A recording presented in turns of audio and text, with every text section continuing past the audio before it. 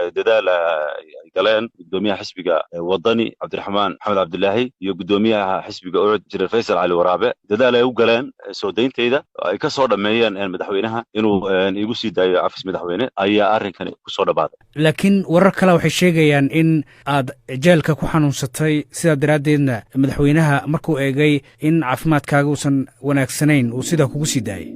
xanuun waa jiray iminka muu ahayn muddo ka soo wareegtay iminka hadda xaaladeedu waxa weeye way soo ladnaanaysay ama way fiicnaatay ba alxamdulillah maalin kadib soo fiicnaanaysay laakiin ma ogi xaaladda yani xanuunka in ay u sababaysay xukuumaddu ma ogi anigu tahay ilaa iminka ma ogi wax shuruuda oo lagu xiray soo deyntaada ma jirta wax shuruuda aan anigu shakhsiyan u saxeexay ma jiraan ma ogi haddaadan wax saxiixin laakiin wax hadala oo idin dhex maray mas-uuliyiinta oo lagu yidhi maalan waxaanoo kale ha samayn iyo waxyaabaha qaar ku dhaqaaqin iyo aniga muxuaha shakhsiyan layguma odhan cid kale lagu yidhi muxuaha iyagaa ka jawaabi doona laakiin wax gaara oo aniga inta la yimi oo ay xukuumaddu igu tiri waxaa samee ama waxaa samayn ma jirto bal nooga warran marka noloshaadii jeelka intaad ku jirtay muddada sanadka iyo bisha sidaay ahayd niyow noloshayda jeelka wax badan baan anigu kasoo faa'iidaystay waxna waa aan soo baray waxna waan soo bartay macallin ayaan ka ahaa jeelka gudihiisa anigoo maxbuusa arday ayaan waxa aan barayay af carabiga muddoodii aan ku jiray waxaan kusoo arkay maxaabiis aniga tayda iloo siiyey oo runtii muxuu ahaye aan dareemay inaanay dhibibay ahayn wax marka intaad xabsiga ku jirtay jirdil ah oo lagu geystay miyay jiraan abadan ma jiraan waxa weye wax jirdila oo dushayda la taabtay ma jiraan yani waa ilaahay baan u mahadnaqayaa askartii ilaalada ka ahayd xabsigii aad ku jirtay sidee kula dhaqmi jireen niyow si ixtiraam ku jiro ayay ila dhaqmi jireen way qadarin jireen ixtiraam mutabaadala waxay ii qaban karaan way qabanayeen laakiin waxa weye dee maxbuus waxa weye xorriyadda aanay siin karayn mooyaane fursadna waxay siiyeen inaan muxuu ahay dee si fiican ugu dhigo meeshii oo waxaan ugu baahdo qaabka jawiga waxbarashadana way fuudan jireen cabdimaaligow horaa laguu xiray 2017 cafis baa lagugu sii daayey haatan waatan cafiska madaxweynaha lagugu sii daayey sababihii lagugu xiri jiray miyaad sii wadaysaa mise wax baa iska kaa bedelay sababaha laygu xidhi jiray ayaa muxuu ahay u baahan in la xuso laakiin anigu intaan ka hadli jiray wanaag baan u arkayey waxaan u arkayey halka hagaagu ku jiro halka toosinta ku jirto oo waxay iga ahayd muwaadin muxuu ahay aragtidiisa bixinaya anigu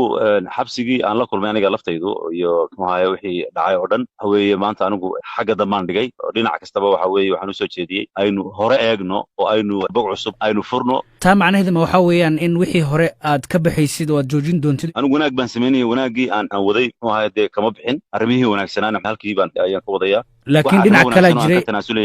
laakiin dhinac kala jiray oo lagu eedeynayay inaad kicin samaynaysay inaad xaqiraysay nidaamka Somaliland inaad waxyaabo badan oo ka soo horjeeda ama liddi ku ah Somaliland lagu haystay ma jirin arrimahaas ma jirin wax xaqiraada ma jirin wax kicina ma jirin qof shakhsi oo caadi ah oo barta Facebookisa ku qora YouTubekiisa wax ku baahiyaan ha marka waxa weeye wanaag baan waday wanaag waxa weeye toosin in si aan dhabo khaldan aynan u marin ayaan tilmaamay Cabdimaaligow dad baa waxay ku doodayaan inaad magac raadis ahayd oo weliba aad mararka qaar isticmaalaysa waxaan jirin dadka fikradda noocaas qaba maxaad ugu jawaabaysaa runtii waxba kama jiraan inaan magac raadinayay waxa weeye alxamdulillah dad badan oo Soomaaliyeed waan isnaqaanaa nin dad raadinaya inay bartaan ma ahayn fikrada khaldan oo qofka laga faafiyo way jiraan wax khaldan oo aan beena oo aan baahiyay oo Facebookayga laga soo helayaana ma jiraan aad ban anigu isaga dhowri jiray wax aan jirin inaan baahiyo waxaan ku dadaali jiray cidda aan dhaliilayo inaan run ka sheego xitaa haddaan ka hadlayo ma siyaasi baa tahay ma samafalaad tahay ma qof dadka u doodaad tahay ma wariyaad tahay dad badan baa su'aalaha isweydiinaya marka maxaa tahay waxaan ahay bani aadan baan ahay dareen leh oo dareenkiisa aragtidiisa ku gudbinaya kala qaybinta noocaasa